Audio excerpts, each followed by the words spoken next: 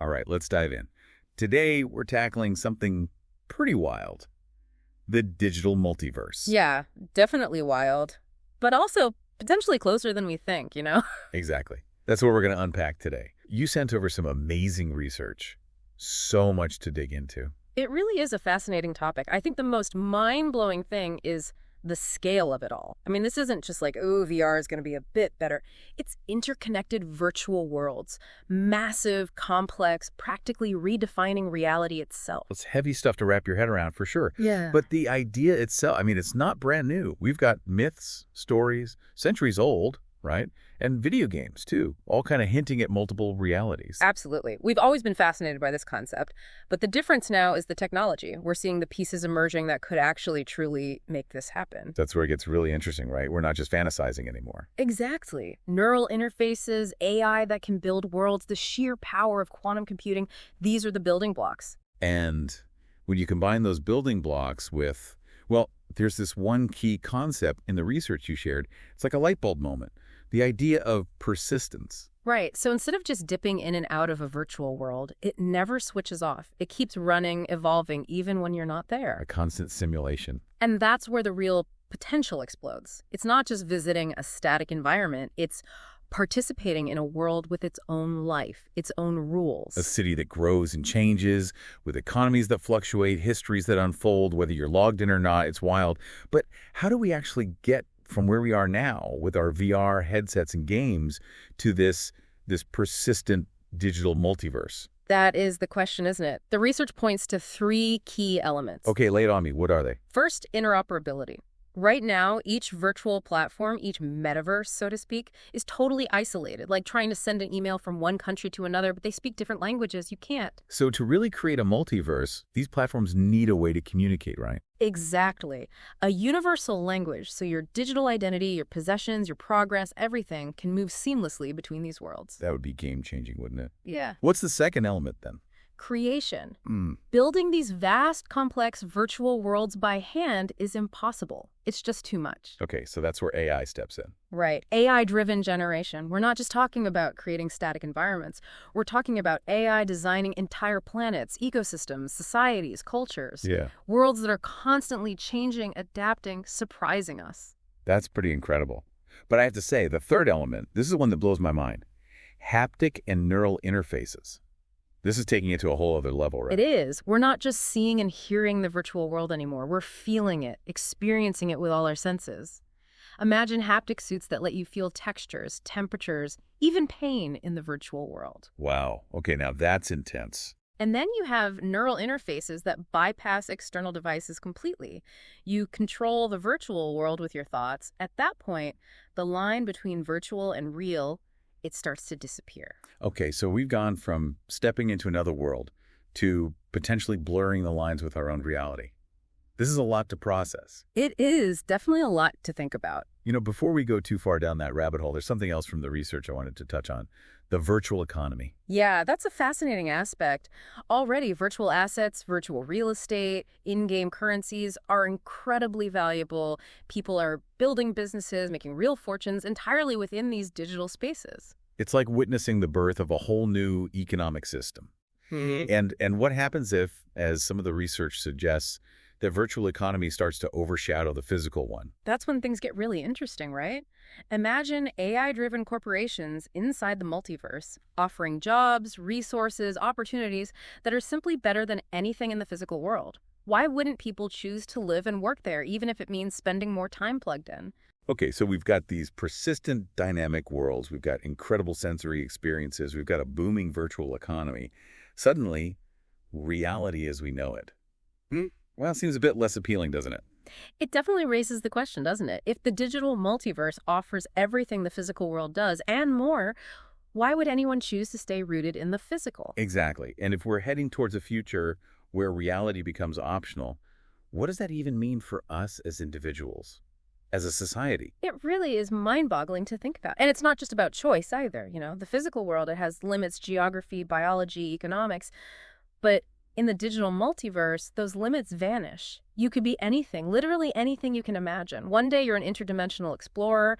The next you're an AI-enhanced musician, maybe even a sentient particle of light. The possibilities are endless. I can see why this is so exciting to you. It's like ultimate freedom, right? Yeah. No more limitations, no boundaries. But isn't there a part of you that worries about, losing touch with what's real? I get it. It's a valid concern. And some of the research even touches on that, this idea of becoming so immersed in these virtual worlds that we forget the physical world, maybe even reject it. But I think it's important to remember that even in a digital multiverse, we're still the ones making choices. We're choosing how we spend our time, who we interact with, what experiences we go after. So it's not about escaping reality. It's more like expanding it, giving us more possibilities. Yeah. Okay, but let's say you spend a year in a virtual world where time moves differently. You experience centuries of history, learn amazing skills, have adventures we can't even dream of here.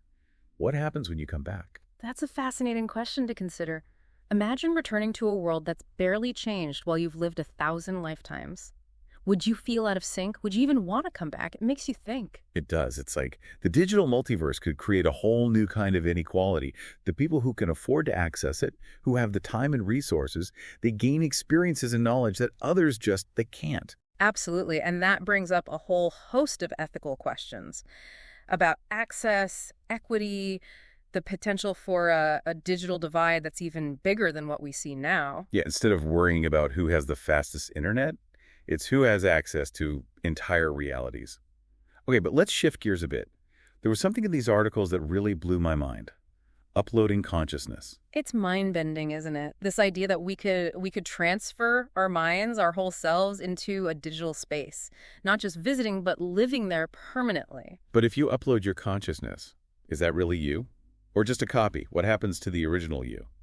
The one in the physical world? It's a big question. Yeah. And what about the people who choose not to upload? Are they left behind in a world that's becoming more and more irrelevant? It's a lot to think about. These questions go way beyond technology, don't they? They're about identity, existence, what it even means to be human. We're talking about rewriting the rules of life and death. My head is spinning.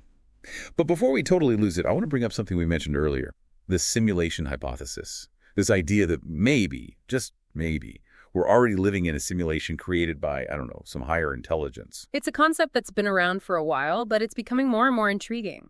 As we get closer to creating our own complex simulations, the question becomes, how do we know someone hasn't already done it to us? And if we're living in a simulation, what does that even mean? Who are these architects of our reality? What's their purpose? Do they even know we're here? Those questions, they might be beyond our grasp, at least for now. But just asking them, it forces us to rethink everything we thought we knew about the world, about ourselves. I get it. It's terrifying and exciting all at the same time. It's like, whoa, we're so small, so insignificant. But then it opens up this incredible sense of possibility. If reality isn't what we thought, then anything is possible. Right? It definitely challenges our assumptions. What's real, what's not. And as we go deeper into this digital multiverse, those lines are just going to get blurrier and blurrier. So where do we go from here? We've talked about the amazing potential of the digital multiverse, the mind-blowing implications, the ethical issues, the huge questions it raises. What do we do with all of this? I think the key is to approach it all with curiosity, and a healthy amount of skepticism, to embrace the possibilities, but also be mindful of the risks, ask tough questions, have honest conversations, and consider the impact, not just on us, but on future generations. So it's not about blindly accepting the digital multiverse as our future. It's about actively shaping it, making it something that aligns with our values, our hopes, our dreams for a better world. Exactly. The digital multiverse isn't some predetermined destiny. It's a blank canvas. We're the creators, the participants. We have the power to choose what we paint on it. That's a powerful thought. Even in a world that's becoming more and more digital, more virtual, our choices still matter. In fact, they might matter more than ever. Well said. And I think that's a great place to wrap things up for today. I agree. It's been quite a journey. We've explored the building blocks of this digital multiverse, pondered the very nature of reality itself, and wow, we've uncovered some truly mind-bending ideas. It's certainly been thought-provoking. I hope it's inspired you to think differently about the future, about the role you might play in shaping it. Absolutely. To everyone listening, keep those minds curious, keep those imaginations going, and keep asking the big questions. Because in a world where reality itself is becoming more and more fluid, the possibilities, well, they really are endless. It's certainly been thought-provoking. I hope it's inspired you to think differently about the future, about the role you might play in shaping it. Absolutely. And to everyone listening out there, keep those minds curious, keep those imaginations firing, and keep asking the big questions. Because in a world where reality itself is becoming more and more fluid, well, the possibilities really are endless. They really are. And it's important to remember that even though this might seem like science fiction, we're already seeing the seeds of this digital multiverse being planted today. The technologies are developing rapidly. That's right. And as we move forward, it's going to be more important than ever to have open and honest conversations about the ethical and societal implications of this technology, to make sure that this future we're creating is one that benefits everyone, not just a select few. I completely agree. It's not about simply accepting what's coming. It's about actively shaping the future we want. And that's something that we can all be a part of. Absolutely. So to wrap up our deep dive today, I just want to say, keep exploring, keep questioning, and keep dreaming. Because the future is unwritten, and it's up to us to decide what story you want to tell. Well said. Thanks for having me. This has been a fascinating conversation. The pleasure was all mine. And thank you all for joining us on this incredible journey through the digital multiverse. Until next time, keep those minds open and those imaginations running wild.